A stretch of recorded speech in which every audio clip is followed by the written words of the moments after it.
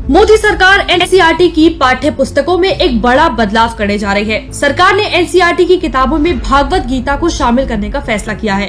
अब सवाल उठता है कि सरकार को ऐसा करने की जरूरत क्यों पड़ी?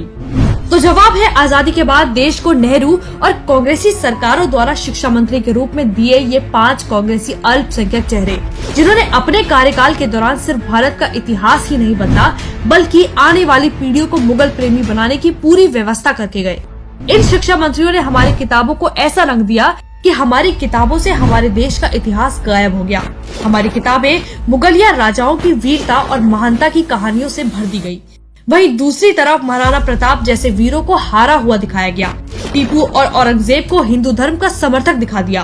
हमें पढ़ाया जाता रहा कि अकबर एक महान राजा था, जबकि हल्दी घाटी का सच हो या मंदिरों के ऊपर अतिक्रमण का सच आज सबके सामने है। इसलिए हमारी किताबों को भी पीएम मोदी के कार्यकाल में अपडेट किया गया है।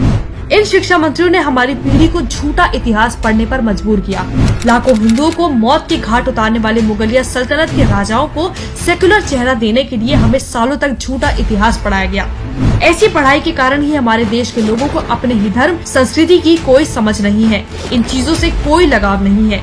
जहाँ एक तरफ दुनिया हमारे गीता और रामायण जैसे धर्म ग्रंथों पर रिसर्च कर रही है, अमेरिकी विश्वविद्यालयों में सालों से हमारे गीता जैसे धर्म ग्रंथ पढ़ाए जा रहे हैं, वहीं दूसरी तरफ आजादी के 75 साल बीत जाने के बाद भी हमारे ही देश में हमारे ही धर्म ग्रंथों को हमारी किताबों में जगह नहीं दी गई। इस बात में कोई दो राय नहीं है कि हमारे भारतीय धर्म ग्रंथों में दुनिया भर का ज्ञान भरा हुआ है। आपको याद होगा, फेसबुक के फाउंडर मार्क जकरबर्ग 2015 में जब पीएम मोदी से मिले थे, तब उन्होंने कहा था कि वो भारत को ज्ञान का मंदिर मानते हैं।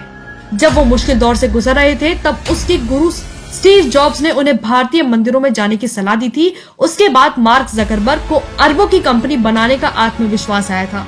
यही आत्मविश्वास, यही भरोसा तो हमारे देश के बच्चों को भी चाहिए। सोचिए, अगर हमारे बच्चे भी इन धर्म ग्रंथों को पढ़ेंगे तो क्या हमें विश्वगुरु बनने से कोई रोक पाएगा?